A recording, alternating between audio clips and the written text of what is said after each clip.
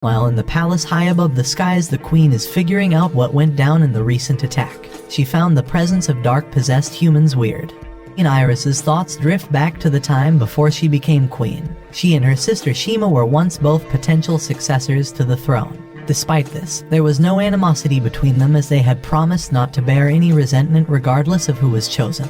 One day the queen summoned the sisters for an evaluation, but she didn't make a decision at that point. Afterwards, Shima talked about the heavy responsibilities that come with being a queen. She invites Iris to dinner, mentioning that their friend Fuse is eager to see her. Iris accepts the invitation, stating she's also looking forward to seeing Fuse, whom she hasn't seen in a while. That night after dinner, Fuse walks Iris home. On their way, Iris asks Fuse if he thinks she's capable of becoming a queen. Fuse, in response to Iris's question, admits that he doesn't have a definitive answer. However, he pledges that no matter who becomes the sovereign, he will serve loyally as her sword. The next day, Iris is left with lingering doubts as she looks into the horizon. Suddenly, an evil entity of darkness appears before her. With no guards around to help, Iris is forced to request a bit of power from the progenitor rune. Using this power, she successfully vanquishes the dark entity. This victory strengthens Iris's self-confidence. Unexpectedly, the progenitor rune communicates with her, declaring her as the destined successor to the throne.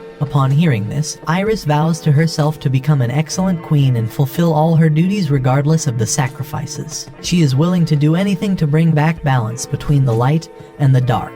In the present day, back in the Dark Kingdom, our hero is preparing for the competition. Before leaving, he asks Valis if he will be attending the tournament. Valis declines, explaining that he needs to attend to the king's demands. Nevertheless, he expresses confidence that the young boy, representing Skier's family, will triumph in the competition. Thanking Valis, our hero then departs for the tournament. Soon, our boy reaches a coliseum where he'll compete against other potential successors to the throne. Once in the arena, Lady Groza outlines the rules of the tournament. The contenders need to defeat the most evil creatures and remain standing to move to the next round.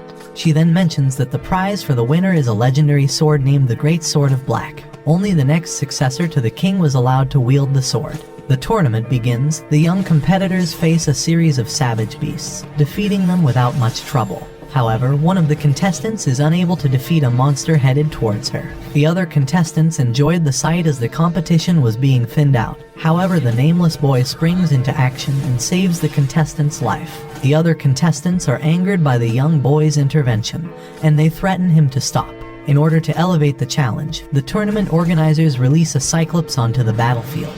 Many of the contestants are swiftly defeated by the creature, but not the young boy. Utilizing all the skills Valis had taught him, the young boy successfully slays the Cyclops. This concludes the first round of the tournament. The only competitors left standing are the nameless boy and Adele, the red-haired boy who was eavesdropping earlier. It turns out that Adele is also a potential successor to the throne. Before the final battle, both finalists take a short break and have a conversation. During their chat, Adele critiques the young boy for having helped a fellow competitor in the first round. Adele views this as a weakness, arguing that a future Dark King should be ruthless and show no mercy. The young boy, however, disagrees. He believes that protecting people no matter what is the most important thing. With their perspectives clear, the young boy and Adele square off in a decisive battle to determine the tournament champion. After a tough struggle, the young boy uses all his skills and decisively triumphs by thwarting Adele's sword away. As the young boy corners his opponent, he chooses not to deliver the final blow.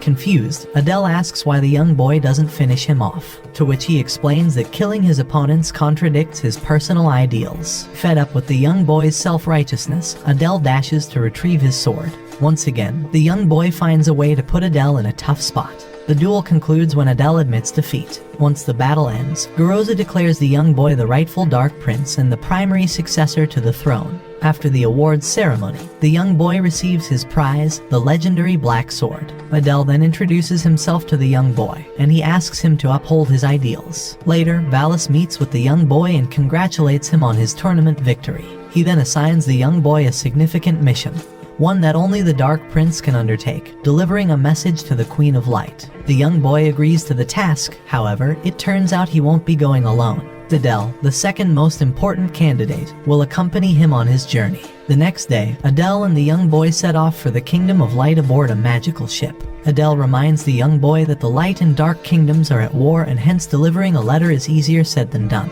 In the worst-case scenario, the envoy from the Dark Kingdom could be the first to be assassinated. Hence, Adele decides to play the more dangerous role of being an envoy in public, as the young boy was expected to become the future King of Darkness. Adele asks the young boy to act as a bodyguard, which was a less demanding and a less dangerous role. Garoza is surprised at Adele's sudden display of friendliness. After a few hours, they reach their destination. Upon their arrival, they are met by Fuse. Initially, the general reacts with hostility, prompting the young boy to reveal his sword. Adele, however, uses his diplomacy to defuse the situation. He also apologizes for any bad impressions they might have caused on their first meeting.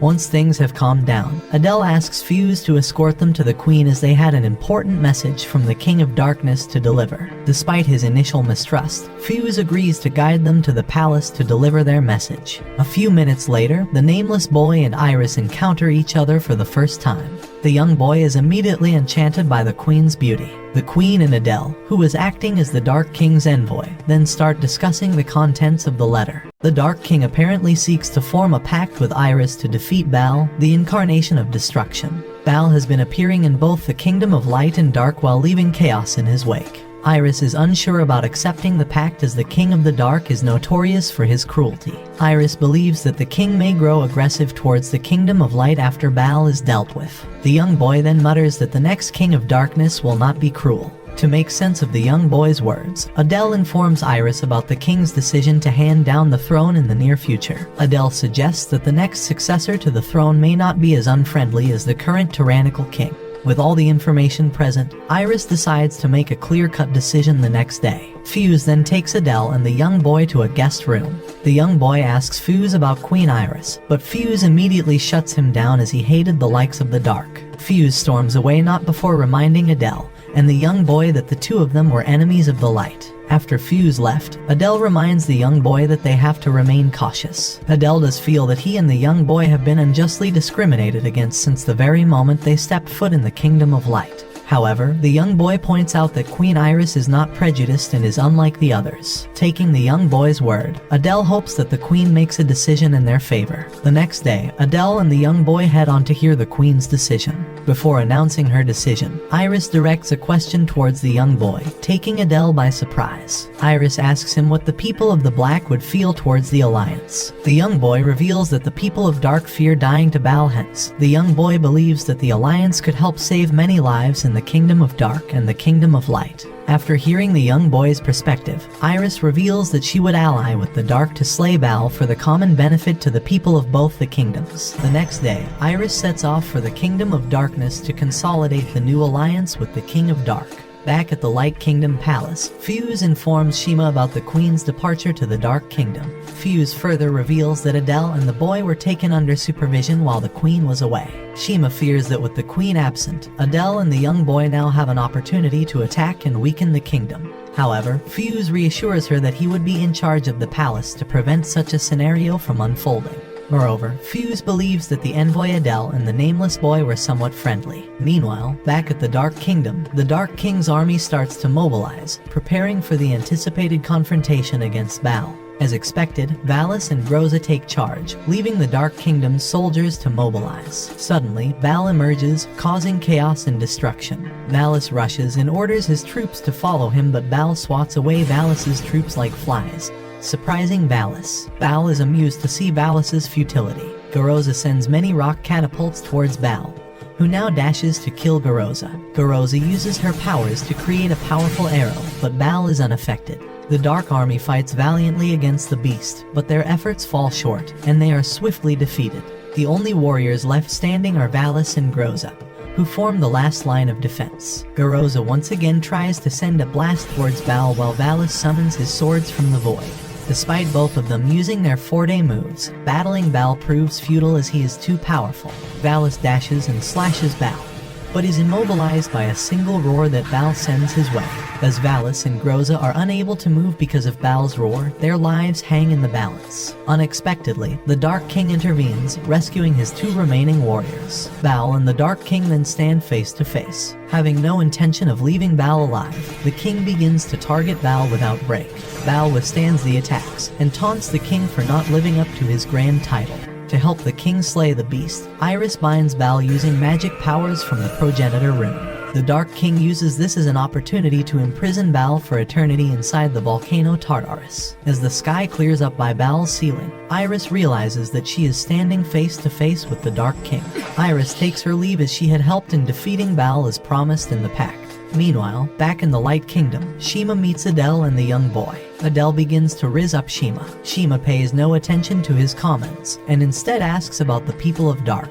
Adele reveals that the people of Dark had no desire of going to war, but anyone that defied the King of Dark was executed, making the Dark Kingdom the anime North Korea. Suddenly, something catches the eye of the young boy, so he runs towards it, leaving everyone confused. Outside the window nearby, Shima notices that Queen Iris had returned back to the Kingdom of Light. The young boy rushes to meet Queen Iris, who faints due to exhaustion. Luckily, the young boy reaches in time to catch her from her fall. Moments before she fainted, Iris revealed that she was successful in completing the terms of the pact. Fuse and Shima reach the scene, and Shima speculates that Iris had used a lot of power, causing her to faint. They immediately rush her to the palace while Adele and the boy head back to their guest room. Inside the palace, Shima uses her magic to heal Iris. Shima reveals that Iris herself had decided to become a medium to the progenitor rune's immense power. Hence, Iris often placed too much strain on herself to put the power she had to good use. Back in the guest room, Adele reveals that he had a huge crush on Shima. Adele also knew that the young boy had the hots for Iris. The young boy is mad that Adele is telling him all of this when Iris was in a bad state. Fuse heads into their room and informs the two about Bal's defeat.